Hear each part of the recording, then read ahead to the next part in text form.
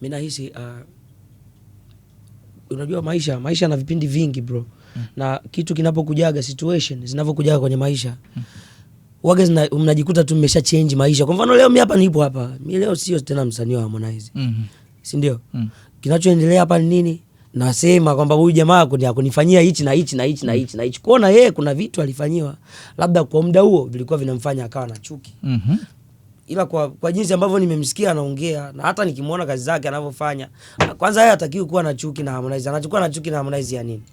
Wakati wewe Diamond wewe una kila kitu. Wewe unakuwa na chuki na Harmonize ya nini? Ni kama vile Harmonize hauwezi, yani hauwezi kuwa na chuki na tena haitakiwi. Ni vibaya. Okay. Hawezi kuwa na chuki na Harmonize kwa sababu yeye tukisema kwa mwaka msanii ambaye anapeleka nyimbo kubwa kimataifa ni Diamond. Si ndio? Tunaangalia tu vitu ambavyo viko vimenyooka, viko ni vina ukweli, vinajieleza. Ukizungumzia brandi, sijui kama ni ufahari wa vitu, sasa tunazungumzia nini saizi hapa? Hatuwezi. Kwa tumerudi kwa babu.